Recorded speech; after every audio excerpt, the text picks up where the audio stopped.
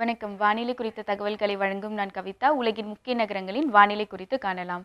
New York நகரில் வறண்ட வானிலை நிலவக்கூடும். அங்கு குறைந்தளவாக 20, அதிகளவாக 30 டிகிரி செல்சியஸ் வரை வெப்பநிலை பதிவாகக்கூடும்.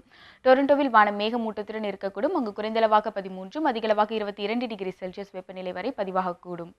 லண்டனை பொறுத்தவரை வானம் மேகமூட்டத்துடனும் அங்கு குறைந்தளவாக 14, அதிகளவாக 20 டிகிரி செல்சியஸ் வரை வெப்பநிலை இருக்கக்கூடும். ரியாத் நகரில் வறண்ட வானிலை நிலவக்கூடும். அங்கு குறைந்தளவாக 24, அதிகளவாக 37 டிகிரி செல்சியஸ் வரை வெப்பநிலை பதிவாகக்கூடும்.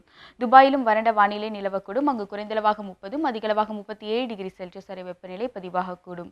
கொழும்புவில் வானம் மேகமூட்டத்துடன் இருக்கக்கூடும். அங்கு குறைந்தளவாக 27, அதிகளவாக 30 டிகிரி செல்சியஸ் வரை வெப்பநிலை பதிவாகக்கூடும்.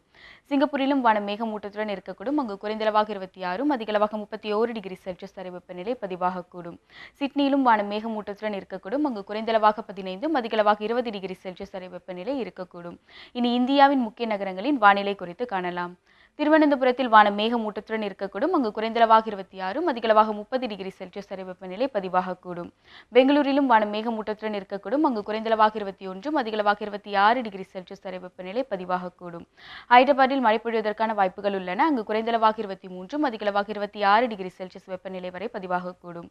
மும்பையிலும் மழை பொழிவதற்கான வாய்ப்புகள் உள்ளன. அங்கு குறைந்தளவாக 25, அதிகளவாக 28 டிகிரி செல்சியஸ் வரை வெப்பநிலை இருக்கக்கூடும்.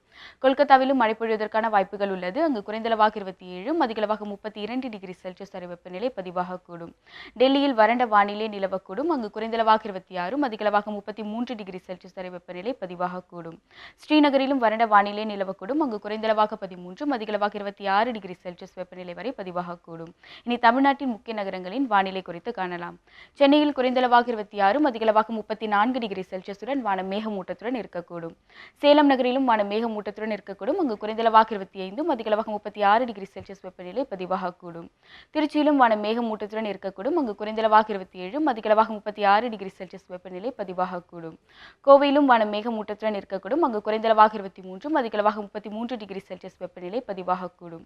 மதுரையிலும் வானம் மேகமூட்டத்துடன் இருக்கக்கூடும். அங்கு குறைந்தளவாக 26, அதிகளவாக 40 டிகிரி செல்சியஸ் வெப்பநிலை பதிவாகக்கூடும்.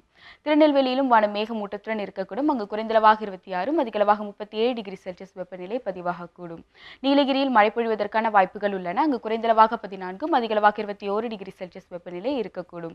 வேலூரை பொறுத்தவரை வானம் மேகமூட்டத்துடனும் அங்கு குறைந்தளவாக 27, அதிகளவாக 36 டிகிரி செல்சியஸ் வெப்பநிலை பதிவாகக்கூடும்.